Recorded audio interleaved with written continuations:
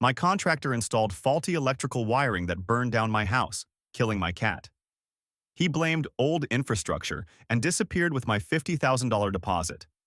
I lived in a motel for months while he started new projects. I'm James, 36 years old, male, and I'm writing this with my hands still shaking a little because I honestly don't know where to even start untangling the mess my life has been since last year. The short version? My contractor burned my house down. Literally. Faulty electrical wiring. My cat died in the fire. He blamed old infrastructure, pocketed my $50,000 deposit, and then vanished to start new projects like nothing happened. But if I just say it like that, it sounds like another tragic headline.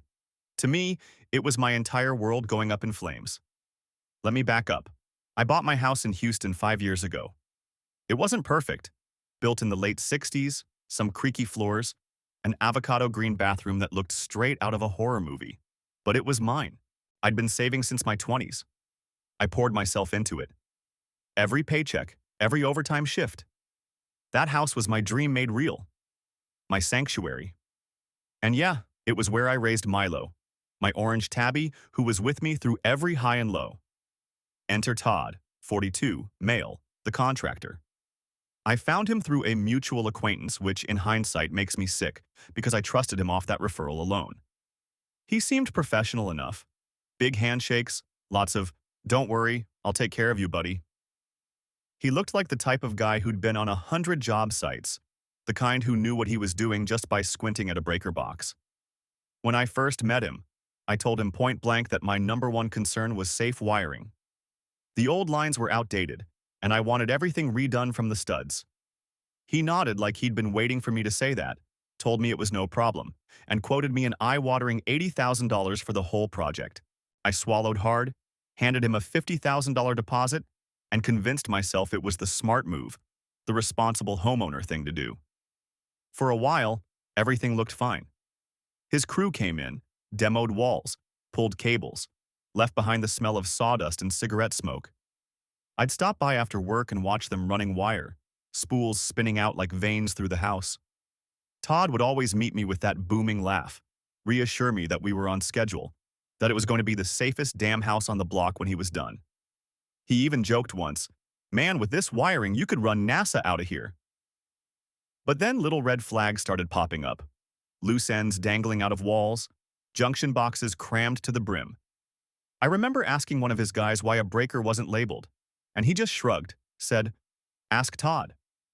When I asked Todd, he laughed it off, said labels were for inspectors, not homeowners. I wanted to believe him. I kept telling myself I wasn't an electrician, I didn't know what I was looking at, and if I pushed too hard, I'd just come off as a paranoid client. That was my mistake. I wanted so badly for this to work out that I ignored my gut. 3 weeks after Todd told me the wiring was done, I was at my buddy's apartment watching a game when I got the call. My neighbor was screaming into the phone, something about flames. By the time I made it back, the house was an orange inferno against the night sky. Fire trucks everywhere. Neighbors huddled on the curb. And then, the worst part, when I tried to run toward the house, an officer held me back and said words that still feel like knives in my chest. "I'm sorry, but your pet didn't make it." Milo. My boy. He was gone. And Todd? Todd showed up the next day, hands spread like he was the victim here, shaking his head and muttering about old infrastructure. He said I should have warned him the house was such a death trap, that the fire wasn't his fault. He actually had the nerve to tell me he'd already moved on to another project and couldn't get bogged down in insurance drama. Then he disappeared. No calls, no texts, just gone with my $50,000. I ended up in a cheap motel off the freeway, the kind where the carpet smells like smoke and despair, living out of garbage bags while my whole life smoldered in a pile of ashes across town. And Todd? Todd was out there shaking hands with new clients, plastering photos of before and afters on Facebook, like he hadn't destroyed me. I'll stop here, but that's the foundation. The betrayal, the loss, the hole in my chest where my home and my cat used to be. The part that turned me into someone I didn't recognize. Someone who wanted more than justice. I wanted Todd to feel the kind of ruin he left me in. After the fire, my life shrank down to a motel room with buzzing fluorescent lights and a TV bolted to the wall.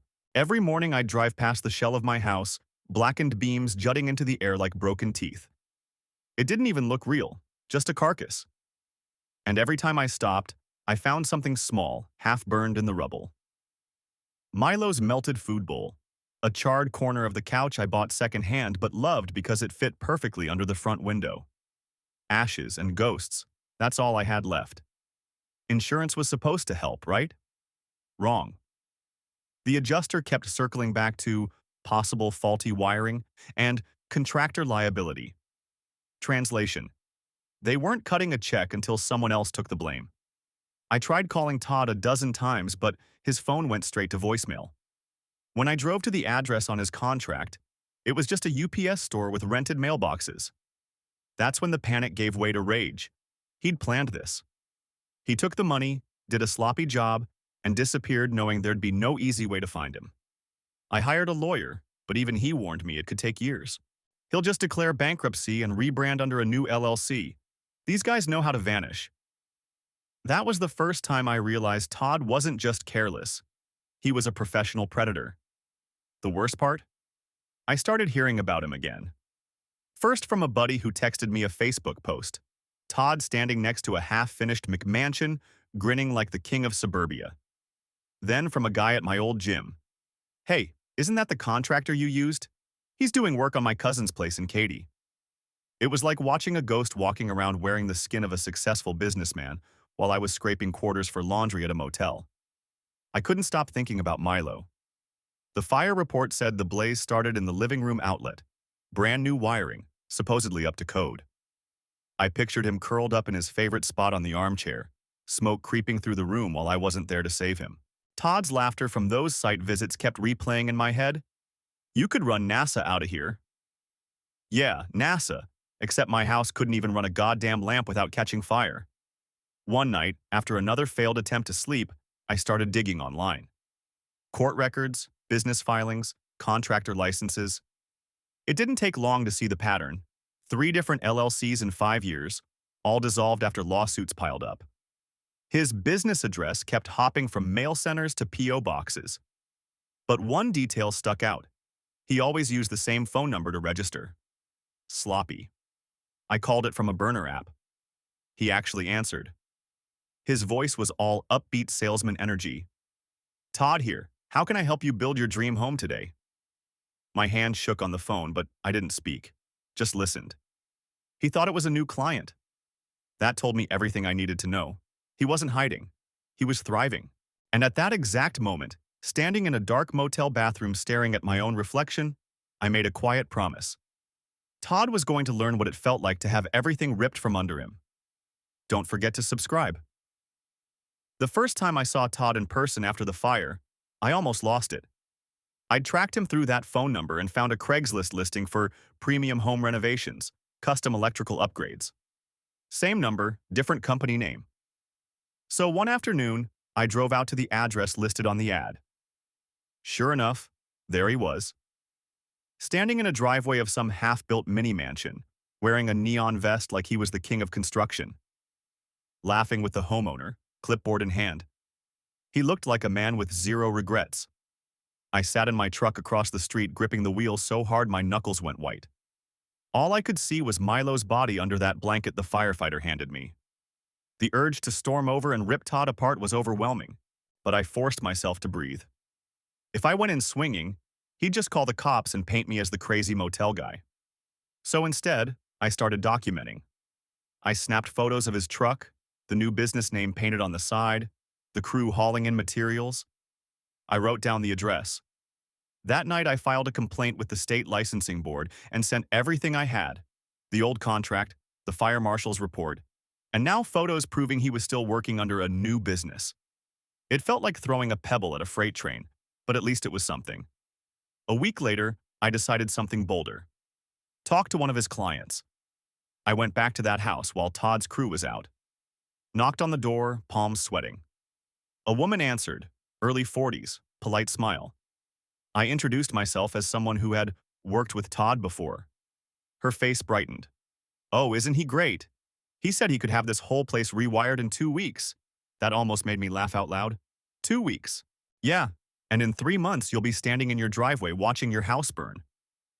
I wanted to scream it at her, but I kept my tone calm. I just asked if she'd checked his license or looked at reviews. The smile faltered. She admitted she hadn't. He'd been recommended by a friend. Same way I got hooked. I left her with my number, told her quietly, "If anything feels off, call me, please." Word must have gotten back to him because 2 days later Todd found me first.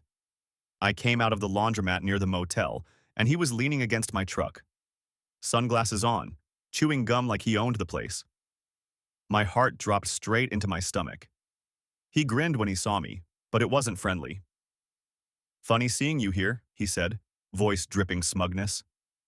"You been talking to my clients?" I froze.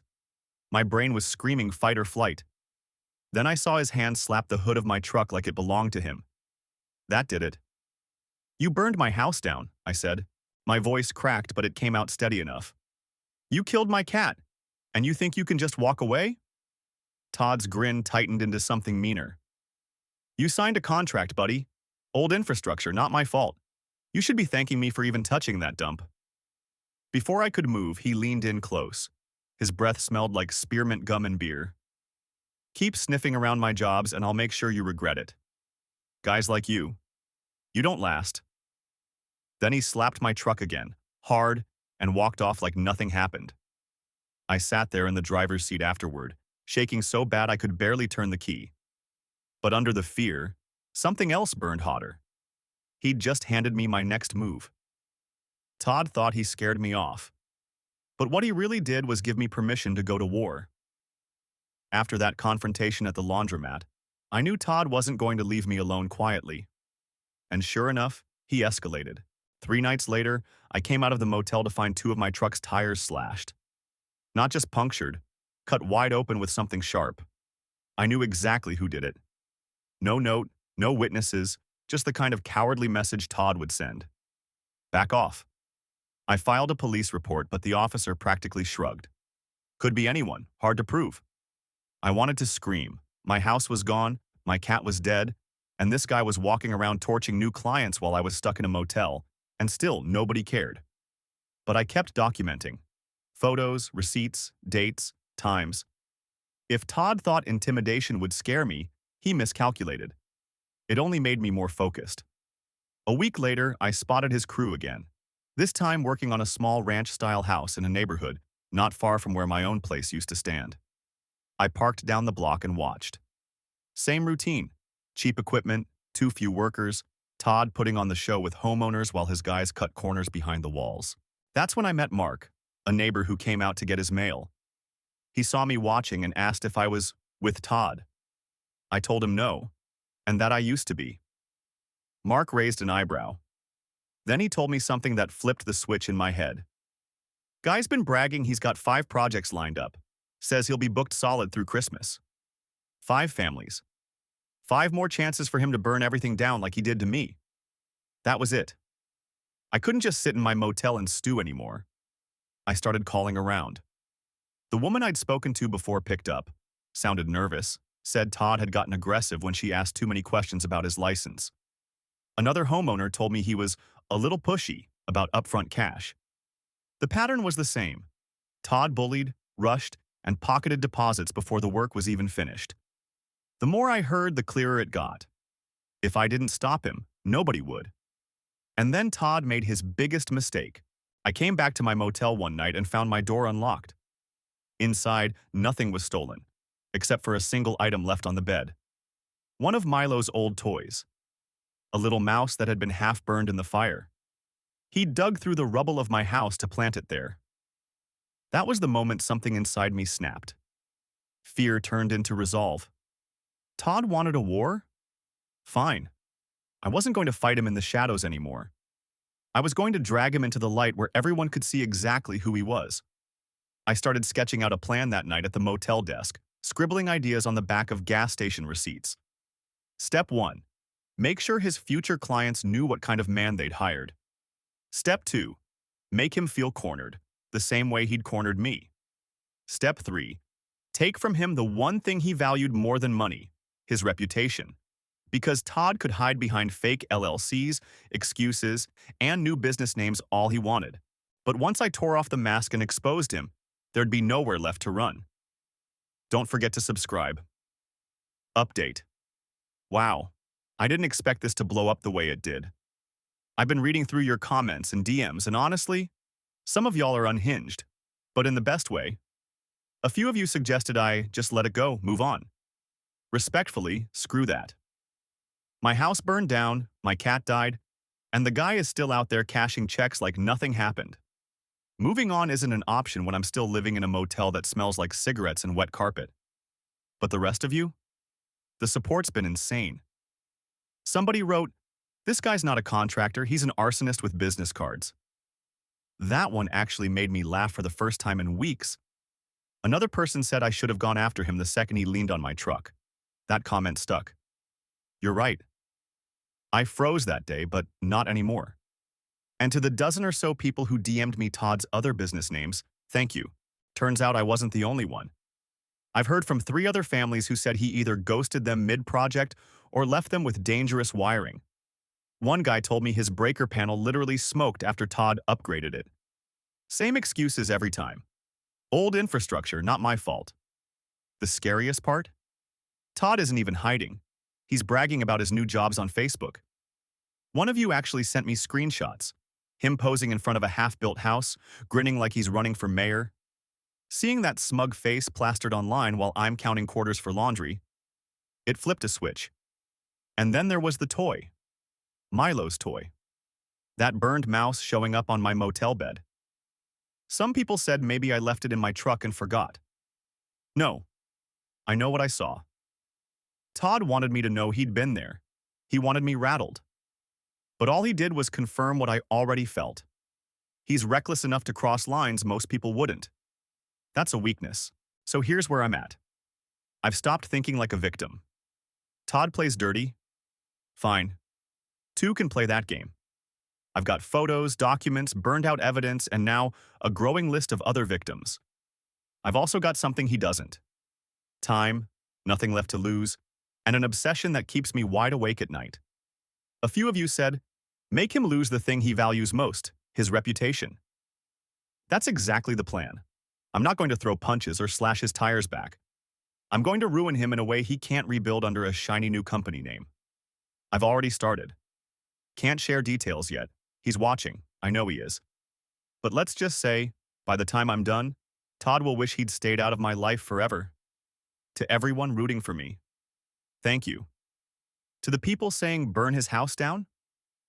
Tempting, but nah. I've already seen enough fire for a lifetime. I've got something better in mind. Stay tuned. I started with his clients. Every night after work, I drove out to the neighborhoods where Todd's crew was parked. I'd wait until he left, then go door to door. I didn't scream or threaten. I just told my story. I showed them photos of my burned-out house, the fire marshal's report pointing to faulty wiring, and my motel keycard with the weekly renewal stickers. Most people didn't even need convincing. Once they heard fire, their faces changed. 3 families backed out of their contracts immediately. One woman told me Todd had been pushing her for another $20,000 upfront, claiming materials had gone up. She called her husband while I stood in their driveway and said, "Shut it down, right now." Word spread fast. A week later, I drove by one of Todd's job sites and saw the crew packing up early, materials left half installed. Todd was pacing with his phone, red in the face, waving his arms at some poor subcontractor. It was the first time I'd seen him rattled. But I wasn't done. I filed public complaints with the state licensing board under every one of his company names.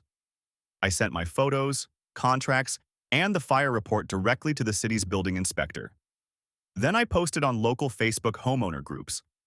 Not rants, just facts. Contractor operating under multiple dissolved LLCs, faulty wiring, house fire, cat killed. I attached pictures. The post blew up overnight. People tagged their neighbors, shared horror stories, even dropped screenshots of Todd threatening them when they asked for refunds. That's when Todd snapped. It was a Friday night. I came back to the motel and found my room door kicked in. The TV was smashed, my clothes scattered, and on the bathroom mirror, scrawled in what looked like black spray paint, "Stop or else." For the first time, I wasn't scared. I actually smiled. Because if he was breaking into motel rooms and leaving threats in all caps, that meant my plan was working. He wasn't untouchable anymore. He was losing control. The next morning, I set the final phase into motion. Todd's vanity was his weakness. He couldn't resist bragging online. I created a fake profile posing as a wealthy homeowner in the market for a huge remodel. I baited him into meeting at a coffee shop downtown to discuss plans. And when Todd walked in, strutting with his leather portfolio and salesman grin, he didn't see me at first. He only saw the group of 4 other people I'd invited, homeowners he'd scammed, sitting at the table with folded arms. One of them had even brought printouts of my Facebook post. When he finally spotted me in the corner, phone recording in my hand, his smile cracked. He knew. And for the first time since my house burned down, I felt the power shift. The look on Todd's face at that coffee shop was worth every sleepless night. He froze in the doorway when he realized it wasn't a one-on-one consultation. 4 of his former clients sat across from him, folders and printouts spread on the table. And me, in the corner, holding up my phone with the camera already rolling. "Sit down, Todd," one of the homeowners said. Her voice was steady, but her hands were clenched around the papers. "We need to talk about all the money you stole." For a second, he tried to play it cool. Flashing that salesman grin, he walked over like he was still in control. "Hey folks, there's been a misunderstanding." "No misunderstanding," another man cut him off. He slammed down photos of scorched wiring and half-finished drywall. "You left my kids sleeping in a fire hazard." Todd's smile cracked. His eyes darted to my phone, then back to the group. "You can't record me without my consent. This is harassment. I'll sue every one of you." I finally spoke. My voice was calm, but I could feel the adrenaline buzzing in my fingertips. "You already cost me my house. You killed my cat. And now, everyone's going to know exactly what you do," he snapped. In front of a crowded coffee shop, Todd slammed his fist on the table, sending papers flying. "You think anyone's going to believe a bunch of nobodies over me? I've been in this business 20 years. That was the exact moment 2 baristas grabbed their phones and started filming. Strangers at nearby tables turned their heads. Todd was unraveling in public, and he didn't even realize it. One of the homeowners leaned forward, voice low and cold. "We've all filed complaints with the state.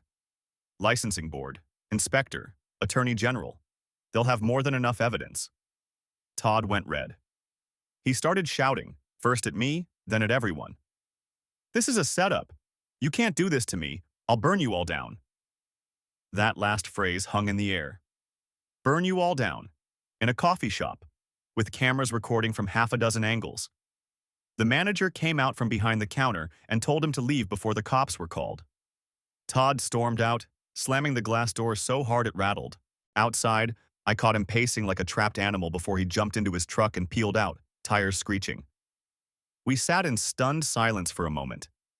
Then, one of the homeowners, an older guy with a calm voice, looked at me and said, "That right there? That's the beginning of his end."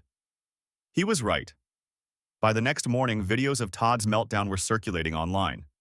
My original Facebook post tripled in shares.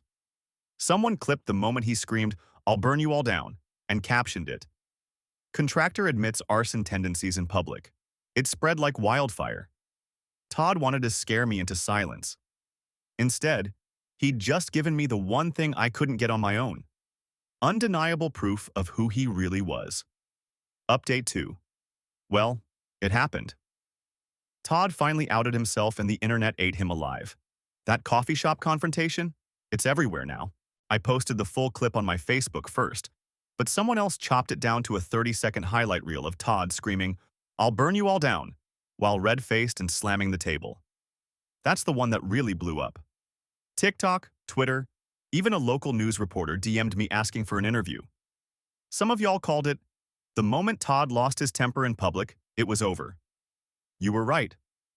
Within 48 hours, I had contractors, electricians, even inspectors commenting on my posts, saying they'd heard of him pulling the same scams. One guy shared court docs proving Todd had been sued 5 separate times in the past. He always wriggled out by dissolving his LLC and resurfacing under a new name. Not anymore. His face is viral now. He can't hide behind company rebrand when his meltdown is meme material. Some of the comments had me howling. My favorite was, "This isn't a contractor, this is a demolition service with extra steps." Another one, he said, "Burn you down," like it was a Yelp guarantee. Dark humor, yeah, but honestly, that's how I'm coping. And here's the kicker. The state licensing board actually reached out to me. They'd already received a flood of complaints since my video started circulating. They asked me to submit everything: contracts, receipts, photos. For the first time since this nightmare started, I felt like the system might actually be paying attention. But Todd isn't just rolling over. Oh no. Yesterday, a fake review popped up under my name on Yelp saying I harassed contractors and scammed insurance money. Total smear job. I know it's him. And last night, the motel clerk knocked on my door to say someone had been hanging around the parking lot asking which room was mine. Guess who? So yeah, I know he's angry. I know he's desperate. But here's the thing. Desperate men make mistakes. And Todd just keeps making them in public. To everyone who's been following this, thank you.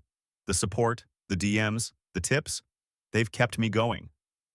And to those of you telling me to watch my back, don't worry. I am.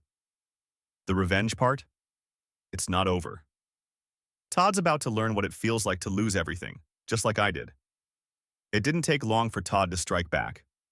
2 nights after the video went viral, I woke up in the motel to pounding on my door. I opened it to flashing blue lights. A cop stood there holding a clipboard. Someone had filed a harassment complaint against me, said I'd been stalking a contractor and threatening his family. Guess who? They couldn't arrest me, but the officer made it clear, "You keep bothering this guy, you'll end up with a restraining order." I stood there in the hallway in my bare feet, motel guests peeking out from their doors, feeling like I was the one on trial. Todd was trying to flip the script.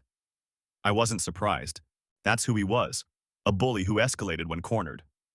But I didn't expect what came next. 3 days later, I came back from running errands and found my motel room trashed again. This time, the spray paint on the bathroom mirror didn't say, "Stop." It said, "Next time it's you." And underneath, crudely drawn flames. My chest went ice cold. This wasn't intimidation anymore, it was a promise. I called the cops again, showed them the room. Same shrug.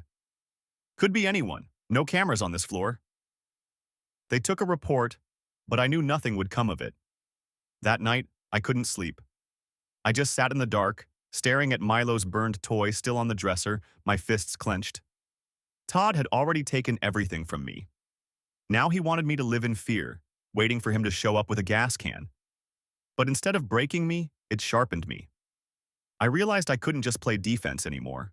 I had to end this. So I started pulling the last threads. I called every homeowner I'd spoken to and told them to file police reports. I gave them copies of my contract and the fire marshal's report. I even reached out to that reporter who had DM'd me after the video blew up. When she called back, I gave her everything. Names, addresses, documents, even photos of the motel vandalism. Within a week, she ran a full exposé. Houston contractor leaves. Trail of burned homes, angry clients. My story led the piece. Milo's photo, the one I thought I'd never share, ran right under the headline. It gutted me to see, but it hit people hard. The article went everywhere. That was the first real blow. But the second came from a place Todd never expected. The homeowners I'd rallied? They banded together and filed a joint lawsuit. Multiple families, same defendant, all backed by the fire report and the viral meltdown. The kind of lawsuit you can't just walk away from by dissolving an LLC. And when Todd realized he was trapped, that's when he showed up one last time. It was midnight. I was in the motel parking lot smoking a cheap cigarette when I heard footsteps. Todd, stumbling drunk, eyes wild, yelling my name across the lot. He charged me, screaming about how I ruined his life, how I owed him. Spit flying from his mouth, fists clenched. But this time, I was ready. I already had my phone recording. And the motel clerk, who hated Todd after the break-ins, had called the cops the second she saw him storm in. When the police rolled up, lights flashing, they didn't shrug this time. They tackled Todd right there in the parking lot, cuffed him while he screamed that he'd finished the job. It was all on video. And as I stood there, chest heaving, watching him get shoved into the back of a cruiser, I realized he'd finally buried himself. Todd never walked away from that night in the parking lot. The cops charged him with trespassing, harassment, and making terroristic threats. Normally, guys like him skate on bail and disappear, but this time the timing was perfect. The news piece had just dropped. The lawsuit from multiple homeowners had been filed, and the viral coffee shop video was fresh in everyone's memory. Todd wasn't just some random drunk. He was a public menace with a paper trail a mile long. Within weeks, the licensing board yanked his contractor's license. The state attorney general opened an investigation into fraud. The homeowner's lawsuit froze his assets. For a guy who lived off deposits and quick cash, it was a death sentence. And me? I finally moved out of that motel. A local rescue group, after hearing about Milo in the news story, helped me find a new apartment. They even showed up at the lease signing with a donation for furniture. Strangers were helping me rebuild my life while Todd was watching his burn down in real time. The most surreal moment came 6 months later, sitting in a courtroom. Todd stood there in an orange jumpsuit, shackled, trying to argue that I was the problem, that I'd harassed him, ruined his career. The judge didn't buy a word of it. Between the homeowner's testimony, the fire marshal's report, and the videos, Todd was cornered. The lawsuit stripped him clean, and the criminal charges stuck. Last I heard, he's serving 3 years in state prison and owes more money in damages than he'll ever crawl out from under. It wasn't just revenge. It was justice. But the part that stays with me isn't the courtroom, or even seeing him hauled off in cuffs. It's what I did the day I got the keys to my new place. I brought Milo's burned toy with me, set it on the windowsill, and for the first time since the fire, I didn't feel sick looking at it. It wasn't a reminder of what Todd destroyed. It was proof of what I survived. Todd thought he could erase me the way he erased all his other victims. Instead, I erased him, not with fists or fire, but with truth, persistence, and the same thing he never counted on: people watching. My house is gone. Milo's gone. But Todd? He's finally exactly where he belongs. And that's the one ending I can live with.